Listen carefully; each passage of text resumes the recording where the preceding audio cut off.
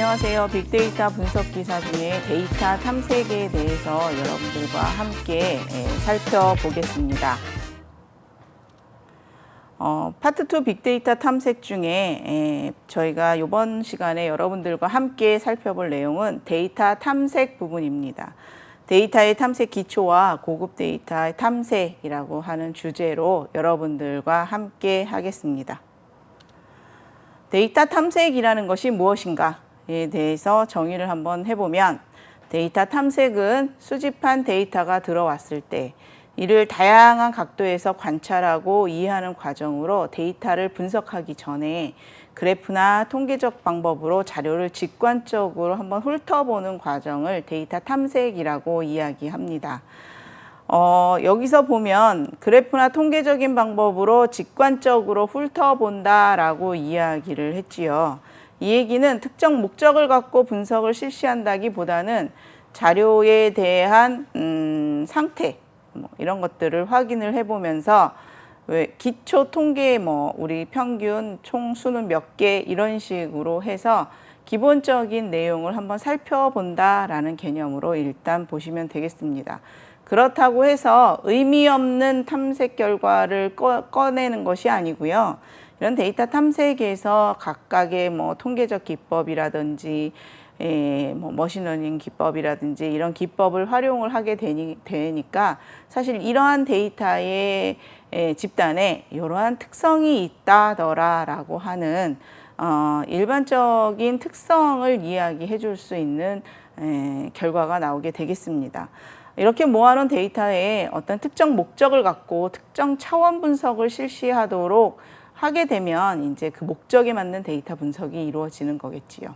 그 전에 데이터를 전처리해서 잘 모아놨으면 이 데이터 집단은 어떤 특성을 갖고 있는가를 직관적으로 보기 위한 과정이다라고 이해하시면 되겠습니다. 데이터 탐색을 위해서 사용되는 빅데이터에 관련된 기술들은 여러 가지가 있는데요. 통계적인 분석은 아주 기본적인 분석 기술이지요. 이 외에도 여러 가지 기술이 있는데 일단 통계 분석부터 한번 살펴보겠습니다. 전통적인 분석 방법이지요. 통계적 분석은 주로 수치형 데이터에 대해서 확률을 기반으로 어떤 현상을 추정, 예측, 검증하는 기법들을 이제 제공되고 있습니다. 관련 기법들을 대표적으로 몇 가지를 살펴보면 기술 통계, 상관 분석, 회귀 분석, 분산 분석, 주성분 분석 등등 여러 가지 분석들이 있습니다. 로지스틱 회귀 분석, 여러 선형 회귀 분석 여러 가지가 있는데요. 대략적으로 한 번씩 살펴보면 기술 통계 대표적으로 평균, 분산, 표준 편차 등을 이야기를 하죠. 그래서 이 집단이 갖고 있는 평균이 무엇인가, 산술 평균을 주로 얘기하죠. 평균이라 하면 산술 평균, 그다음에 중앙값, 최빈값, 이것을 살펴보면서 집단의 특성을 파악을 하려고 합니다. 그리고 흩어져 있는 정도, 이런 것들을 파악을 하면서 그 집단의 특성을 보지요. 그 다음에 이제 조금 더 전문적으로 구체적으로 들어가면서 상관 분석, 회귀 분석, 분산 분석, 주성분 분석 같은 분석들을 수행을 합니다. 상관 분석이라고 하는 것은 두 변수 간에 어떤 선형적 관계를 갖고 있는가를 분석하는 방식입니다. 두 변수가 독립적인 관계로부터 서로 상관된 관계일 수도 있으며 두 변수 간의 관계의 강도를 가질 수 있다라는 것으로 해서 상관계수라고 하는 개념도 나오게 되지요. 그래서 우리가 이제 이후에 상관 분석에 대해서도 잠깐 더 살펴보고자 합니다. 회귀 분석은 연속된 변수들에 대해서 독립 변수와 종속 변수로의 사이에서 일어나는 상관관계에 대한 수학적 모델인 선형관계식으로 나타내는 것을 회귀 분석이라고 이야기합니다. 그래서 수학적 모델이 얼마나 잘 설명력이 있는지 판별하기 위해서 적합도를 측정하는 분석 방법이라고 보시면 되겠고요. 분산 분석이라고 하는 것은 두 개 이상의 다수의 집단을 비교하고자 할 때 집단 내의 분산 총평균 각 집단의 평균 차이에 의해서 생긴 집단 간 분산을 비교해서 F분포를 이용해서 가설 검증을 하는 방법입니다. A라는 집단과 B라는 집단이 평균을 이제 쭉 정리를 해서 평균을 했어요. A라는 집단에 테스트를 해서 100점 만점에 70점을 맞았고, B라는 집단을 테스트를 해서 결과를 보니까 100점 만점에 90점을 맞았어요. 자, 똑같은 문제를 풀게 했어요. 자, 두 집단 중에 B라는 집단이 우수하다. 즉 평균이 70점보다 90점이 나왔으니까 우수하다라고 이야기할 수 있는가에 대한 이야기입니다. 우리가 봤을 때 아무런 지식이 없이 그냥 그렇게 아무런 가정이나 이런 걸 따지지 않고 봤을 때 A 집단보다 B 집단이 훨씬 더 우수하다라고 그냥 아무런 뭐 꺼리낌 없이 그냥 이야기할 수도 있어요. 그렇지만 얘들은 통계적으로 유의하다고 얘기할 수는 없습니다. 왜냐하면 기본적인 가정이 같았는가에 대한 부분이 있고요. 그래서 이 집단 간의 차이가 어떤 집단이 70점 맞았고 어떤 집단이 90점을 맞았는데 실제로 보니까 조건이 굉장히 많이 달랐다. 아니면 70점과 90점은 또 다른 경우를 비교를 해봤을 때 A라는 집단이 90점이 나오고 B라는 집단이 70점이 나올 수도 있어서 70점과 90점이 어떻게 보면 변별력이 없는 같은 레벨의 수준일 수도 있을 수 있습니다. 그래서 그렇다면 A와 B 집단을 구분을 할 때 B 집단이 훨씬 더 높다라고 얘기할 수 없습니다. 통계적으로 그렇게 얘기할 수 없는 상태가 되죠.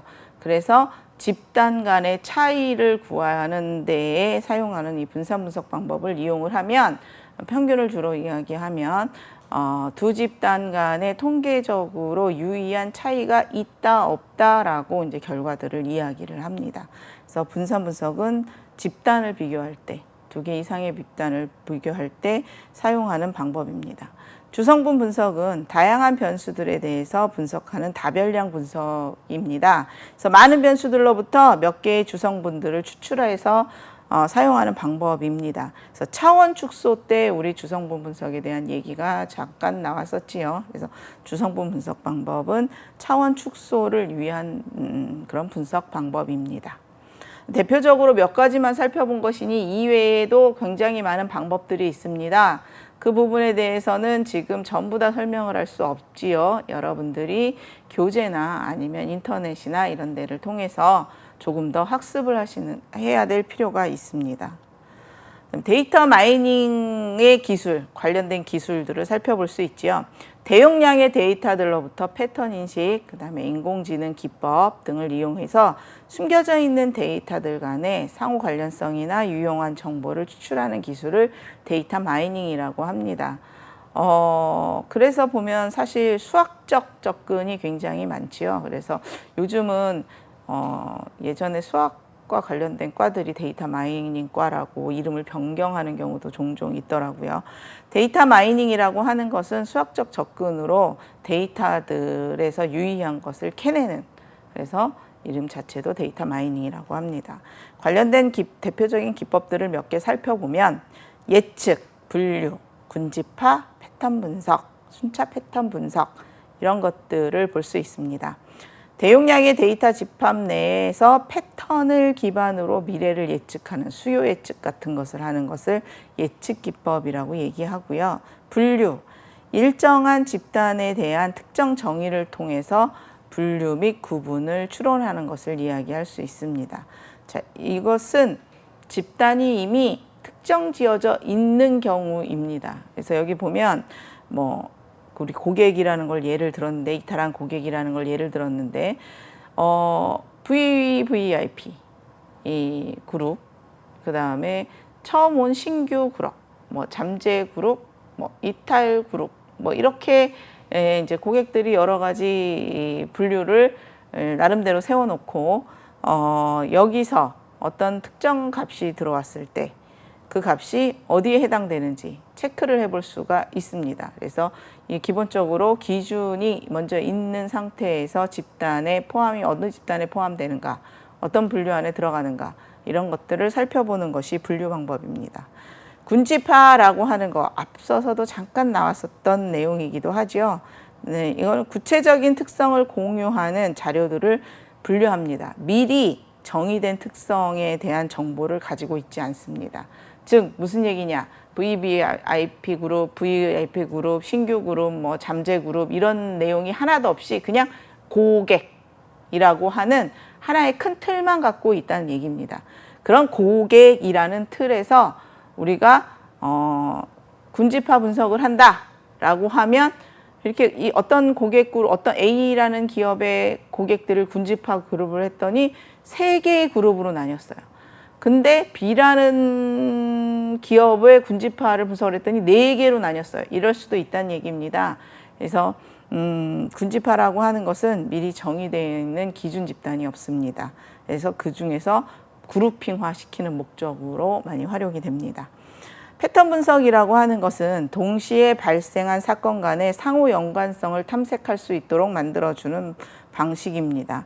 장바구니 상품들 간의 관계 뭐 이런 것들이 패턴 분석에 해당이 되지요. 순차 패턴 분석은 연관 규칙에 시간 개념이 같이 반영이 된 그 분석 방법으로 시계열에 따라서 패턴이 상호 연관성을 탐색하는 것으로 금융상품 사용에 대한 반복 방문 뭐 이런 예에 대한 분석 뭐 이런 것들에 활용이 된다라고 해서 예를 들어 놓았습니다. 그래서 대표적인 데이터 마이닝 방법들에 대해서 여러분들에게 설명을 했습니다. 사실 이 방법만 있는 건 아니라는 거.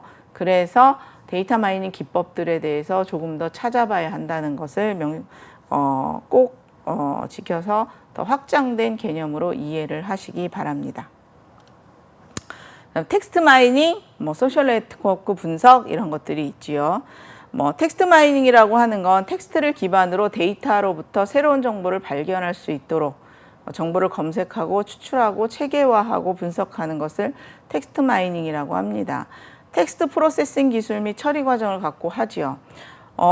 요새 일반인들도 꽤 많이 이 텍스트 마이닝에 대해서는 노출되어 있다고 볼 수 있죠. 뭐 TV 프로그램에도 보면 간단한 텍스트 마이닝 결과를 가지고 와서 전문가가 설명을 하고 뭐 이러는 경우도 종종 보이기도 하더라고요. 그래서 텍스트 마이닝이라고 하는 것은 내가 오늘 이 시점에 뭐 특정 사이트에 들어가서 영화에 대한 사이트에 들어가서 거기에 들어있는 모든 텍스트를 쭉 분석을 하는데 기준이 어떤 내용에 어떤 단어에가 들어갔을 때 그 단어가 들어간 내용에 같이 들어가 있던 단어가 하나, 그 다음에 그 단어와 똑같이 들어있던 단어 2개, 그 단어와 똑같이 들어있던 단어 3개, 이 3단까지 내가 분석을 해서 이 관계를 맺어보겠다. 이런 설정을 해줄 수가 있습니다. 그래서 그런 설정을 하게 됐을 때 빈도수 체크랑 연관성을 분석을 하면 어떤 텍스트 딱 뭐 너의 얼굴이라고 되어 있으면 뭐 제주도 뭐 아니면 뭐 화가 뭐 이런 식으로 이게 이렇게 나타나게 만들고 그게 하나 빈도수에 따라서 글자의 크기나 이런 것들이 이제 가시적으로 보일 수 있는 가시적 시각화 방법까지 동원을 해서 이제 결과를 보여주는 경우가 일반적이지요. 그래서 이건 텍스트 마이닝이라는 기술을 이용해서 활용할 수가 있습니다. 소셜 네트워크 분석이라고 해서 대용량 소셜 미디어를 언어 분석 기반 정보를 통해서 추출해서 이슈를 탐지하고 시간 경과에 따라서 어떻게 변하고 있는지 모니터링을 하고 할 수 있는 것을 소셜 네트워크 분석이라고 합니다. 뭐 이제 대표적으로 4가지를 여러분들에게 구분해서 설명을 했는데요. 이건 기술이 발달함에 따라 이제 조금씩 달라질 수도 있죠. 물론 전통적인 기법이나 이 기법이 달라진다기보다는 더 추가되거나 하는 내용들이 발생할 수 있다고 보겠습니다. 자, 여기 앞서서 상관관계 분석이라고 하는 것을 이야기를 했는데요. 상관관계 분석에 대해서 한번 살펴보겠습니다. 상관관계라고 하는 것은 서열척도, 등간척도, 비율척도로 측정된 변수들 간의 관련성의 정도를 알아보기 위한 것입니다.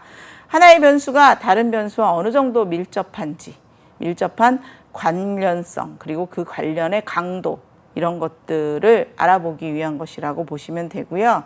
예를 들어 보면 A 기관의 특정 전략이 조직 문화에 어느 정도 영향이 있는지 파악하고 싶다라고 했을 때 상관관계 분석을 수행할 수 있습니다. 뭐 식은 여기 보면 전체 종합을 한 분산 값을 기준으로 해서 구하는 것을 여러분들이 볼 수가 있지요.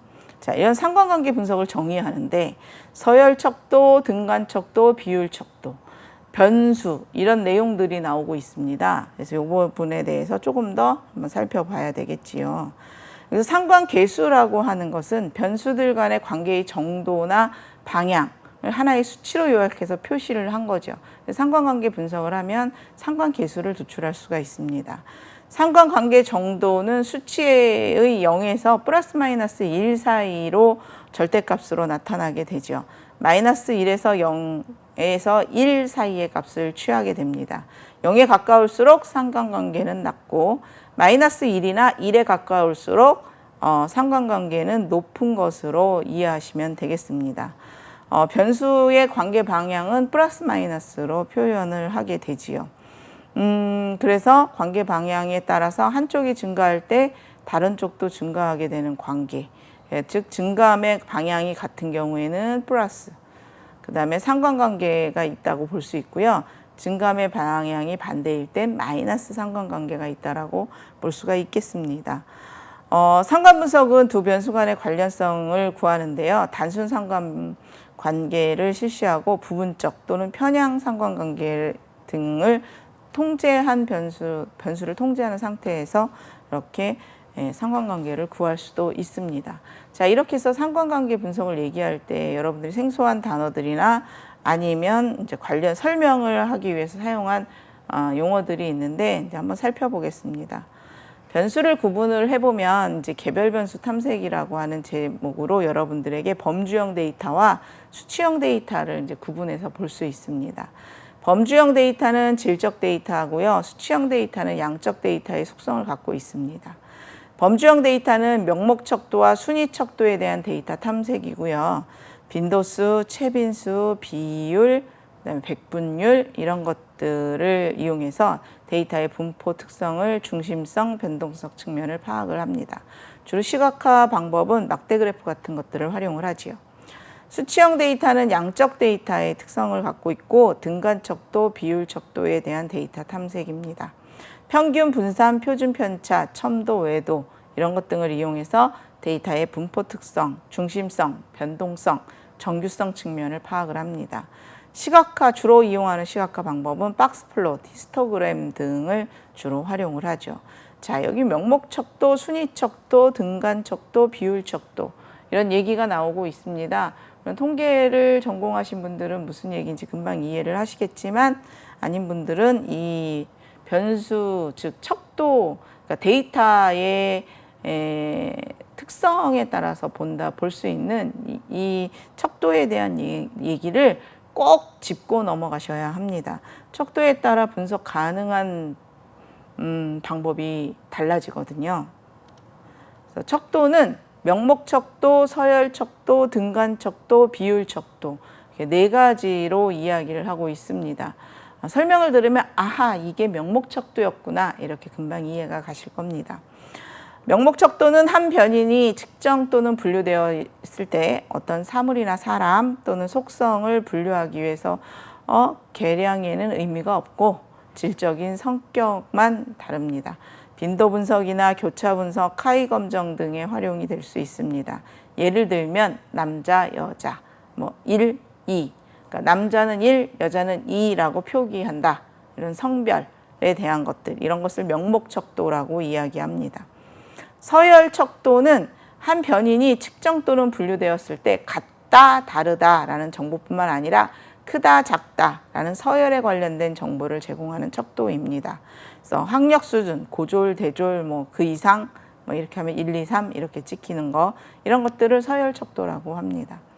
등간 척도는 서열상 문제뿐만 아니라 어느 만큼 차이가 있는지에 대해서 등간성에 관한 정보를 갖고 있는 척도입니다.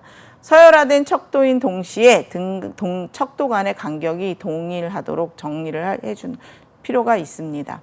그래서 평균, 표준 편차, 정규 분포 검증 등 이런 것들을 이제 활용할 수 있죠. 비율 척도는 서열성, 등간성의 정보를 제공해 줄 뿐만 아니라 절대 0점이라고 하는 것을 갖고 있는 척도입니다. 그래서 평균, 표준 편차, 정규 분포 검정 등이 있고 등간 척도와 같이 활용이 되기도 합니다. 그래서 이렇게 네 가지가 척도의 종류입니다.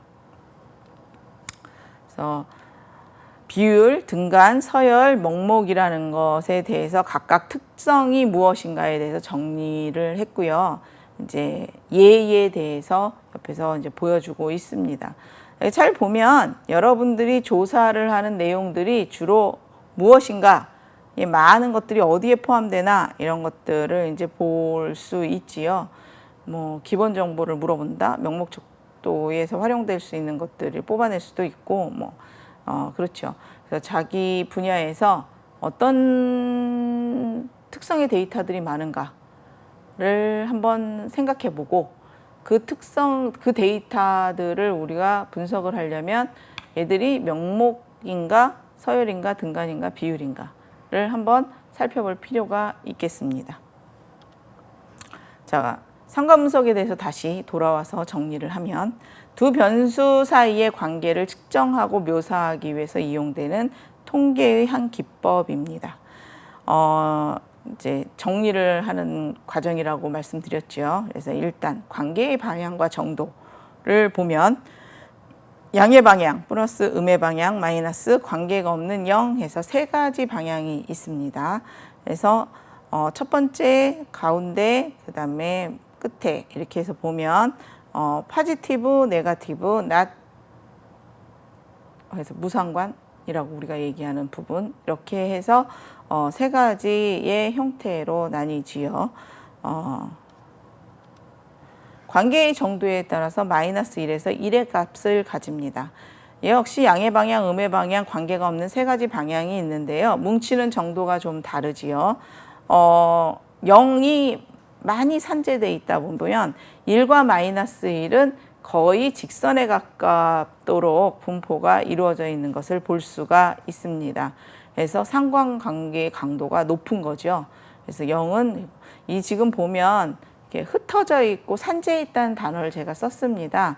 가장 시각화했을 때, 표현했을 때 좋은 시각화 방법이 뭘까요? 산점도를 활용하면 적정하게 그림이 그려질 것 같지요. 네. 상관관계 아래 값에 대한 분포도를 이제 명확하게 한번 비교해서 여러분들에게 보이고 있습니다. R이 플러스 1일 때, 마이너스 1일 때, 플러스 0.8일 때, 마이너스 0.25일 때, 이렇게 해서 보여주고 있죠. 지금 보여주는 이 그래프의 형태가 이제 시각화 쪽에서 보면 산점도라고 이야기할 수 있습니다. 그래서 상관계수 R값에 따라서 분포의 형태들 대표적인 유형을 여러분들에게 지금 보이고 있습니다. 그래서 변수에 따른 상관관계 분석을 했을 때 종속 변수의 특성과 독립 변수의 특성을 보았을 때 우리가 어떤 분석을 하는 게 적정한가에 대한 표입니다. 물론 여기에 나와서 써져 있는 내용에 대해서 여러분들이 개념적으로 다 알고 계셔야겠지요. 그래서 뒷부분에 통계적 기법에 대한 그 분석 기사의 그 시험 항목 중에 통계적 기법에 대한 부분이 있습니다. 그래서 그 부분의 내용이 함께 학습이 돼 있는 상태여야지 이 표가 이해가 가지 않을까 싶습니다. 그래서 여러분들이 이 표를 이해를 할 수 있도록 관련된 내용을 찾아서 한번 눈여겨서 보시기 바랍니다. 그래서 종속 변수와 독립 변수는 설명을 했지요. 그래서 여기 여러분들 보면 종속 변수는 결과값이라고 보시면 되고요. 결론적으로 우리가 볼 내용. 독립 변수는 그 종속 변수에 영향을 미치는 그런 변수라고 보시면 되겠습니다. 이분화된 질적 변수, 즉 명목 변수, 척도로 되어 있는 변수를 가 독립변수일 때, 종속변수도 명목일 때 파이계수, 유관계수, 람다라고 하는 것이 이 관계 상관분석을 할 때 활용을 할 수 있는 그런 기법입니다. 그래서 이런 것들에 이 부분에 대해서는 여러분들도 개별적으로 조금 더 깊게 학습을 하시기 바랍니다. 상관분석을 해석할 때 유의사항이 있지요. 그래서 분석을 통계적으로 사실 그 값을 뽑아내는 건 나는 이게 명목이고 명목이라 남다를 볼 거야 라고 결정하는 것은 우리가 설정해서 할 수 있지만 그 나머지 복잡한 계산을 손으로 계산하지 않고 이제 어플리케이션이 거의 다 해줍니다. 그럼 결과가 나왔을 때 얘를 어떻게 해석할 줄 아느냐가 중요하겠지요. 그때 유의할 사항이라는 얘기입니다. 두 변수 중에 한 변수가 증가할 때 다른 변수가 증가하거나 또는 감소하거나 이렇게 하고 움직여질 때 영환관계가 없다고 할 수 없는 이유들이 있다. 그런 현상이 나타날 땐 한번 살펴볼 것들이 있다라는 얘기지요. 그래서 그냥 간과하지 말아라. 그리고 상관관계와 인과관계보다 상호관계가 있다는 것을 명심해야 한다. 뭐 이런 부분들이 유의해야 할 사항입니다. 자, 그 다음에 탐색적 데이터 분석, 이제 상관관계 분석은 이제 정리를 하고, 이제 탐색적 데이터 분석, EDA 분석에 대한 이야기를 하겠습니다. 데이터의 특징과 내재하는 구조적 관계를 알아내기 위한 기법들을 모두 총칭합니다. 그래서 탐색적 데이터 분석은 한 개의 기법만 있는 게 아니라 전체를 총칭하는 것이고요. 탐색 단계와 확증 단계로 구분해서 자료를 분석을 합니다. 데이터의 구조와 특징을 파악하고 이 정보를 기반으로 해서 통계 모형을 만들어 내지요. 그래서 요것과 비교해서 확증적 자료 분석이라고 하는 개념이 있습니다. 관측된 형태나 효과의 재현성을 평가하고 유의성을 검증하고 신뢰 구간 추정 등을 통계적으로 추론하는 것을 확증적 자료 분석이라고 이야기합니다. 자, 저항성을 강조하고 잔차를 계산을 하고 자료 변수 재표현 등을 통해 다각적 시도로 통해서 우리가 탐색적 데이터 분석을 수행을 합니다. 그래서 여기 지금 보면 저항성, 잔차 해석, 자료의 변수의 재표현, 그래프를 이용한 현시성의 대표적인 이제 단어를 영어로 보면 전부 다 맨 앞에 R로 시작해서 4R이라고도 이야기합니다. 그래서 네 가지 주제죠. 탐색적 데이터 분석에 저항성, 잔차 해석, 자료 변수의 재표현, 그래프를 위한 현시성, 이것이 네 가지 주제이다 라는 것을 여러분들이 꼭 알고 계셔야 되겠지요. 그래서 저항성, 탐색적 자료 분석의 일부 자료가 파손이 되었더라도 분석이 달라지거나 아니면 그 파손에 대해서도 저항성을 가져야 한다라는 게 저항성입니다. EDA 관점에서 평균보다는 일부 자료의 파손에 저항적인 중위수값 을 더 바람직한 대표값으로 선언을 합니다. 그렇기 때문에 그리고 잔차 해석이라고 하는 것은 잔차는 개별적 관측값이 자료의 주 경향으로부터 얼마나 떨어져 있는가에 대한 내용이거든요. 그래서 이런 것들에 대한 해석, 그 다음에 자료 변수의 재표현에서 자료 변환을 통해서 분포의 대칭성, 관계의 선형성, 분산의 균일성, 관련 변수의 가법성 등을 이제 살펴봅니다. 그리고 그래프를 이용해서 시각화를 하지요. 이제 뭐 사례로 하나 보여준다고 해서 이제 미국 뉴저지주의 주지사가 환경보호과로부터 대기 중에 오존 수준을 안전 수준으로 낮춰야 한다라고 얘기했는데 그러기 위해서는 자동차 배출가스의 총량을 3분의 2로 줄여야 한다라는 내용을 건의받았습니다. 그래서 이거에 대한 문제를 분석하고 여기서 요인을 추출하고 그들의 관계를 보이고 하는 과정에서 이제 탐색적 데이터 분석을 한 사례를 보이고 있습니다. 사실 탐색적 데이터 분석 사례해서 인터넷에 검색을 하면 굉장히 많은 경우들이 나오기 때문에 각각 여러분들의 전공을 한 분야, 더 유리한 분야의 탐색적 사례를 찾아보는 것이 이해를 돕는 데는 더 도움이 되겠습니다. 기초 통계량이라는 거에 대해서 한번 살펴보겠습니다. 기초 통계량 많이 들어보셨죠? 일반적으로 데이터 분석을 수행하기 전에 데이터의 특성 이런 것들을 파악하기 위해서 기초 통계량을 한번 쭉 살펴보는 게 일반적이지요. 기초 통계량은 평균, 분산, 표준 편차 등을 의미합니다. 그래서 평균이라고 하는 것은 모집단이 지니고 있는 양적 구조의 특성치를 이야기합니다. 평균은 변수의 크기와 빈도수에 의존을 하죠. 그렇게 계산을 하니까. 그래서 이제 이런 거 평균은 여러 가지 형태의 분석을 할 때에도 반드시 한번 살펴보는 그런 거죠. 실제 그 평균이 의미가 어떤 게 더 적정한 평균이냐라고 해서 평균을 구하는 여러 가지 방법 중에 이제 뭐 중위수 값을 쓴다고 하거나 아니면 산술평을 쓴다고 하거나 기하 편견을 활용할 거라고 한다던가 뭐 이런 여러 가지 선택지는 있겠지만 기본적으로 평균을 많이 평균, 분산, 표준 편차들의 확인을 하는 것이 기본적이지요. 산술평균, 가중산술평균, 가중평균, 중앙값 이런 것들이 평균에는 속합니다. 중앙값이라는 것을 이제 의미 있다고 얘기했으니 한번 살펴보면 자료, 모집단, 확률 분포에서 중심을 나타내는 측도의 하나로 중앙값을 기준으로 이 값보다 큰 값과 작은 값의 개수, 비율, 확률 등을 균형을 이루도록 합니다.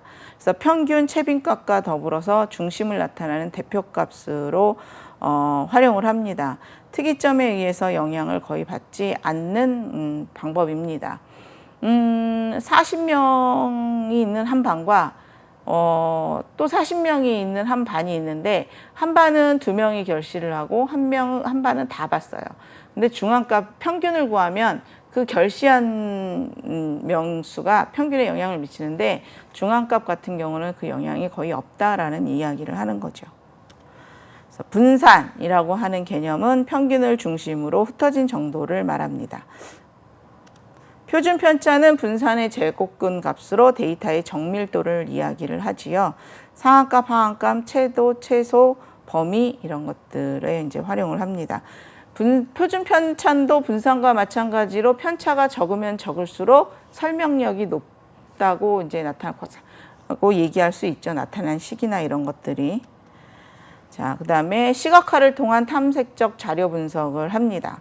빅데이터는 정보 시각화 측면에서 매우 중요한 재료로 데이터를 풍부하게 드러내기 위해서 사용하는 것입니다.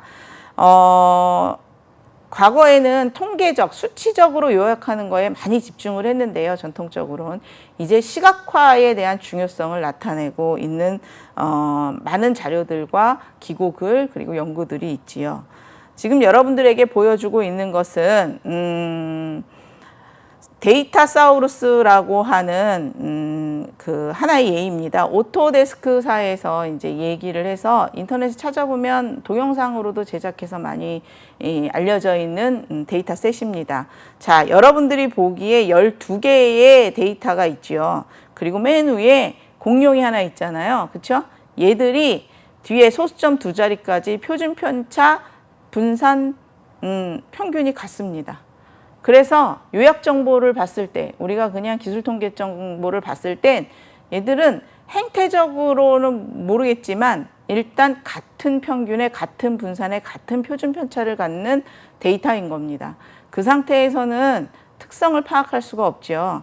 이것을 데이터 시각화를 해봤더니 얘들이 패턴이 다르구나 라는 거를 알 수 있는 거죠. 그래서 최근에는 데이터 시각화에 대한 중요성이 부각이 되고 있습니다. 데이터 시각화를 해야 하는 이유는 많은 양의 데이터를 한눈에 볼 수 있으면서 효과적으로 데이터 인사이트를 공유할 수 있도록 만들어줍니다. 전문적인 지식이 없더라도 인사이트가 공유가 가능하게 만들어준다. 그리고 의사결정을 할 때 데이터 기반으로 행태 분석까지 행태를 보면서 할 수 있기 때문에 데이터 시각화를 하는 것이 좋겠다. 그래서 요약 통계만을 활용하지 말고 이제 데이터도 시각화해야 된다라는 얘기를 하고 있습니다. 데이터 시각화 과정을 보면 4단계를 포함해서 피드백 과정까지 있다라고 이제 얘기를 하면서 4단계를 얘기를 하죠. 데이터 선택과 저장, 선행 과정을 이해할 수 있는 형태로 데이터를 변화하기 위한 디자인, 스크린에 이미지를 만드는 디스플레이 하드웨어와 시각화 알고리즘을 활용을 하고 사람의 이해와 인지 시스템을 갖고 이제 움직일 수 있도록 만든다. 해서 이 4단계를 거친다라고 이야기합니다. 그래서 이 4단계를 포함해서 여러 번 피드백 과정을 거쳐가면서 데이터 시각화를 한다라고 하지요. 데이터 시각화 기술들에 대해서 좀 보면 시간 시각화, 분포 시각화, 관계 시각화, 비교 시각화, 공간 시각화, 인포그래픽 등이 있습니다. 물론 이렇게 구분하지 않는다라고 해서 다른 구분으로 가져간다라고 할 수도 있겠지만 통상적으로 시각화를 구분하는 시각을 기준으로 해서 여러분들에게 설명을 하겠습니다. 시간 시각화라고 하는 것은 분절형과 연속형으로 구분이 됩니다. 분절형 데이터의 경우에는 특정 시점, 특정 시간에 대한 구간값을 표현하는 것으로 막대 그래프, 누적 막대 그래프, 점 그래프 등으로 표현을 합니다. 시간을 표현하겠다라고 하면 시계열 데이터를 활용을 해서 시각화를 하지요. 그래서 산점도나 연결선, 그 다음에 계단식 플랫 이런 것들을 이용을 해서 표현을 하게 됩니다. 시계열 데이터의 시각화 사례를 보면 경제활동에 관련된 시계열이라고 해서 국내 총생산, 소비자 물가지수, 수출액, 주가지수, 환율, 금리 이런 것들이 시계열 데이터의 대표적인 사례이며 우리가 일상생활에서 굉장히 많이 볼 수 있는 그런 내용이지요. 인구 관련 시계열은 총인구 증가수, 농가 증가수 이런 것들이 있을 수 있습니다. 그다음에 두 번째 분포 시각화는 전체 분포와 시간에 따른 분포로 구분해서 전체 분포의 경우에는 파이 차트나 도넛 차트, 누적 막대 그래프, 인터랙티브 누적 영역 그래프 이런 것들을 활용을 하고요. 시간의 변화에 따른 변화 데이터는 누적 연속 그래프, 누적 영역 그래프, 선 그래프 등으로 표현을 합니다. 그래서 분포 시각화의 사례는 아래와 같이 트리맵도 포함이 돼서 활용이 됩니다. 관계 시각화, 각기 다른 변수 사이의 관계를 찾는 기술입니다. 상관관계, 분포를 비교해서 구분을 하고 상관관계 같은 경우는 스캐터 플롯, 산점도 우리나라 말로 얘기해서 산점도 같은 것들을 활용하거나 산점도 행렬이라고 해서 이제 여러 개 3 곱하기 3 행렬을 많이 보셨을 텐데요. 스캐터 플롯 행렬, 버블 차트 등으로 표현을 합니다. 버블 차트 같은 경우는 3가지 이상의 항목을 표현할 때 유리하지요. X축, Y축, 버블의 크기 이렇게 해서 활용을 할 때가 많이 있지요. 비교 시각화 기술 보면 여러 변수를 비교하는 히트맵, 체르노프 페이스, 스타 차트, 평행좌표 그래프, 다차원 척도법 이런 것들이 있습니다. 그래서 히트맵이나 체르노프 페이스나 나이팅게일 차트 이런 것들을 볼 수 있죠. 이 체르노프 페이스는 눈에 잘 보이지는 않는데요. 눈 크기는 입 크기는 그 얼굴 크기는 귀 크기는 해서 얼굴을 그리는 얼굴에 있는 그 구성 요소를 갖고 이제 의미를 부여한 데이터를 만들어냅니다. 그래서 각각의 이제 그 의미를 부여하는 거에 따라서 얼굴 모양이 달라지죠. 그래서 그걸 체르노프 페이스라고 합니다. 인포그래픽이라고 하는 것을 데이터 시각화 기술이라고 포함시켜서 얘기를 하기도 하지만 인포그래픽과 데이터 시각화가 조금 차이가 있다는 거에 대해서도 설명을 할 필요가 있습니다. 인포그래픽은 주로 정적인 형태의 차트 이미지이고요. 데이터 시각화는 동적인 분석을 기본적으로 개념화를 갖고 있다라고 보시면 되겠습니다. 그래서 인포메이션과 그래픽의 합성어로 인포그래픽이 한동안 굉장히 많이 활성화되어 있고 지금도 일반인들에게 손쉽게 이해가 쉽게 다가올 수 있도록 이해의 용이성을 확보하기 위해서 조금은 예쁜 그림으로 뭐라 그럴까 의사 전달이 잘 되도록 정보 전달이 잘 되도록 그래픽화의 요소를 강조해서 통계적인 수치나 이런 것들을 전달하기 위해서 만들어 놓은 것을 인포그래픽이라고 하지요. 그래서 이런 데이터 시각화 기술들을 여러분들이 여기까지 살펴보았습니다. 이 외에도 대표적인 시각화 표현 기법들이 여러 가지가 있는데요. 막대 그래프 많이 쓰시죠, 여러분들. 얘는 별량이 연속적이지 않을 때 사용을 합니다. 히스토그램은 몇 개의 구간을 나눈 후에 그 안에 도수를 갖고 표현을 하는 것을 히스토그램이라고 얘기합니다. 히스토그램에서는 계급의 크기가 모두 같기 때문에 직사각형의 가로 길이는 모두 같고 계급이 연속되어져 있어서 연속적으로 붙어져 있는 형태의 막대 그래프가 모양이 나타나지요. 선 그래프는 이전 시점과 대비해서 어떤 변화가 이루어지는지가 연속성상에 나타내는 것이고 시간적 추세를 보는데 많이 활용이 되고 있습니다. 박스 플랫, 최대값, 최소값, 중압값, 4분 편차 등을 사용해서 자료의 측정값들이 어떤 내용으로 분석이 되어 있는가를 보여주는 거죠. 극단값들이 어떠한지 등을 쉽게 알 수 있도록 표현이 되어집니다. 자료에 이상점이 포함되어 있는지 쉽게 판단할 수 있도록 지원을 해줍니다. 자, 이렇게 표현 기법들을 살펴보았습니다. 그런데 우리가 지금까지 얘기했던 건 시각화에 대한 얘기였고요. 이제 다중공선성이라고 하는 용어에 대해서 우리가 한번 살펴보려고 합니다. 이거는 이제 표현과 별개의 내용이고요. 다중공선성은 변수와 변수가 즉 어떤 항목이 어떤 요인이 실제로 표현하고자 하는 것을 표현하도록 뽑았는데 그 뽑아놓은 항목들이 실세계를 중복해서 겹쳐서 여러 번 평가를 하느냐 아니면 일부분만 평가를 하느냐 아니면 전체를 평가한 부분에 내가 실제 평가하려고 했던 부분이 포함관계로만 나타나 있느냐 뭐 이런 것들에 대해서 살펴보는 것이 다중공선성 과정에서 나타나는 개념이 다중공선성입니다. 다중공선성이라고 하는 건 제가 앞서 설명한 내용 중에 겹쳐서 두 번 이상 중복으로 설명을 하고 있는가에 대한 얘기고요. 얘는 타당성과 관계가 깊습니다. 여러분들 통계적 기법, 어떤 것을 분석을 할 때 내가 사과라는 걸 그대로 분석을 가려고 하는데 사과라는 모양 하나를 딱 한 번을 분석을 해야지 얘를 오른쪽에서 왼쪽에서 뭐 이렇게 해서 마치 한 개의 사과가 세 개의 사과 같이 느껴지게 만들면 안 되거든요. 그래서 얘는 내가 타겟으로 삼으려고 했던 것에 대해서 정확하게 잘 분석을 했는가, 즉 배타적으로 상호관계가 명확하게 내가 하려고 했던 것을 100으로 놨을 때 그걸 설명하려고 하는 변수 두 개가 합쳤을 때 100이 나오게 되었는가 혹은 150이 나와 그러면 겹쳐져 있다는 얘기죠. 설명하는 부분이. 그럴 때는 다중공선성이 존재한다고 이야기합니다.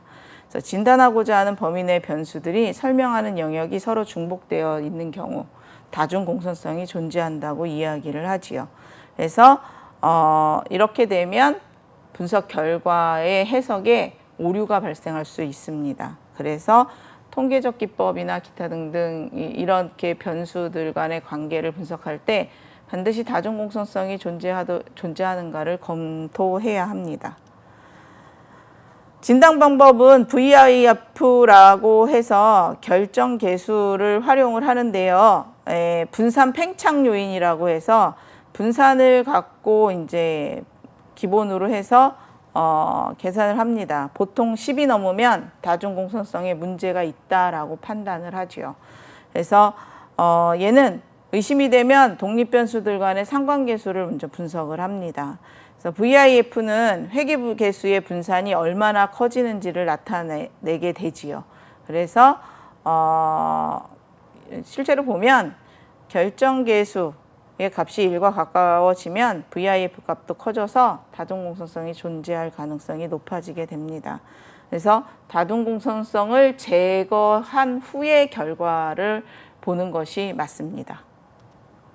그래서 다중공선성을 해결하는 방법은 상관관계가 높은 독립변수를 제거시키는 방법, 변수를 변형시키거나 새로운 관측치를 가져가 이용하는 방법, 주성분 분석을 통해서 설명력이 높은 변수를 선택해서 활용하는 방법 등이 있습니다.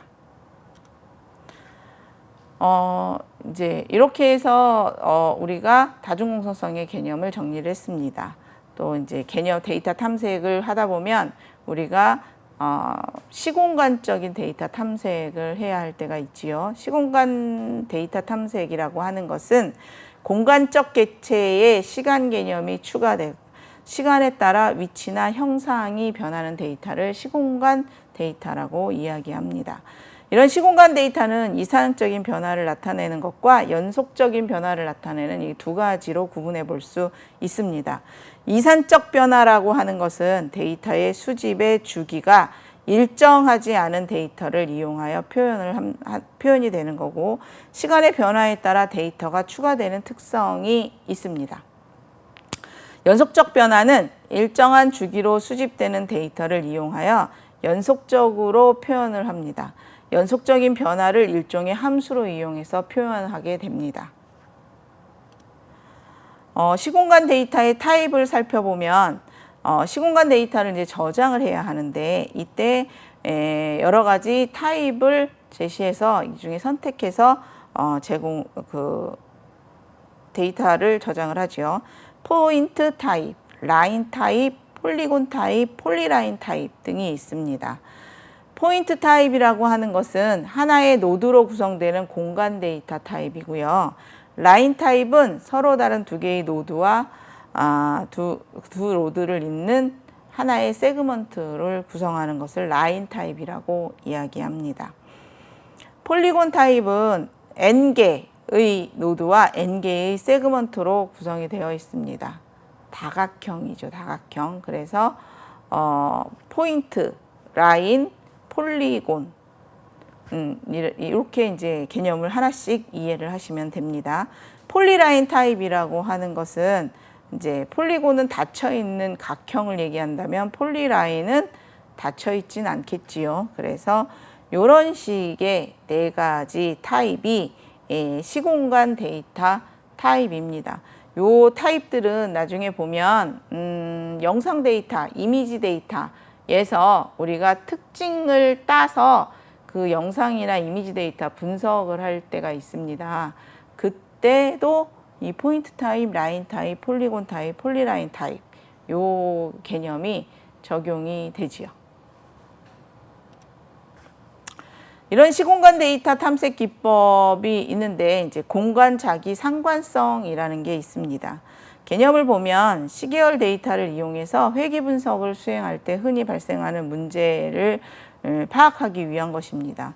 지리적 공간상에서 공간 객체 간의 상호 이전성과 상호작용이 어떻게 일어나는지 이런 것을 보기 위한 내용입니다. 각각 다른 데이터가 아닌 데이터의 속성값의 공분산을 계산해서 공간상에서 특정 위치를 중심으로 모이려는 성향을 일정 형태로 공간 패턴으로 나타낸 것이라고 이제 정의를 해볼 수 있습니다. 여기에 이제 활용되는 개념 중에 모란 지수라는 게 있어요. 모란 지수 값은 데이터 속성 값의 유사도로 이제 두 변수 간의 공분사를 사용해서 뽑아내는 그런 값입니다. 그래서 모란 지수는요, -1에서 1 사이의 값을 갖습니다. 1에 가까울수록 공간 객체가 서로 클러스터 모여 있다는 얘기죠. 그 다음에 0에 가까울수록 공간 객체가 임의적으로 분포했다, 산재되어 있다는 얘기입니다. 그래서 모란 지수의 값을 갖고 보면서 이거는 좀 산재되어 있구나, 얘는 클러스터 강하게 이제 뭉쳐져 있구나, 이런 것들에 대한 행태를 파악해 볼 수 있다는 얘기입니다. 시공간 데이터 탐색 기법 중에 이제 로지스틱 회귀 모형이라는 게 있습니다. 로지스틱 회귀 모형은 앞에서도 들어보셨지요. 로지스틱 회귀 모형은 일반적인 회귀 모형과 동일하게 종속 변수와 독립 변수 간의 관계를 예측하는 모델로 활용이 됩니다. 일반적인 회귀 모형에서는 회귀 모형에 비해 이 로지스틱 회귀 모형은 일반 회귀 모형의 로그를 취한 값이 로그 값을 취한 것입니다. 로그 형태로.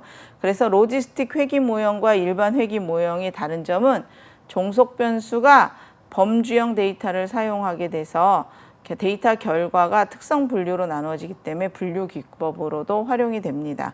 여러분들 그 옆에 하단에 보면 그래프가 보이지요. 그래프를 보면 직선으로 돼 있는 형태가 회귀 모형이고요. 로지스틱 회귀 모형은 로그를 취했기 때문에 곡선의 형태로 로그 곡선 형태가 나타나지요. 이것이 로지스틱 회귀 모형의 형태입니다. 그래서 이런 로지스틱 회귀 모형은 이항 로지스틱 회귀 모형, 그 다음에 다항 로지스틱 회귀 모형 이렇게 해서 변수가 몇 개냐로 따라서 이제 이름을 달리해서 부를 수 있습니다. 과목 기출문제 및 예상 문제를 한번 볼까요? 아래 설명은 데이터 탐색을 위해 활용되는 통계적 분석 기법 중에 하나입니다. 옳은 것을 고르세요 라고 되어 있지요. 2개 이상의 다수 집단을 비교하고자 할 때 집단 내 분산, 총평균과 각 집단의 평균 차이에 의해 생긴 집단 간 분산의 비교를 통해 만들어진 F분포를 이용하여 가설 검증을 하는 방법이라고 해서 통계적 분법의 설명을 적어놓고 있습니다. 다음 4개 중에 어디에 해당이 되는지 찾아보시기 바랍니다. 일단 분산을 활용한다고 맨 첫 줄에 써져 있습니다. 답은 분산 분석입니다. 그래서 통계적 분석 방법 중에 하나로 분산을 이용을 해서 집단 간 차이나 이런 것들을 분석하는 데 활용하는 분석 비법입니다. 다음 중 상관관계 분석의 검정 통계량은 무엇이죠? 네, 1번 R입니다. 상관관계 분석의 검정 통계량은 R입니다. 이상 데이터 탐색에 대해서 여러분들과 함께 살펴보았습니다. 감사합니다.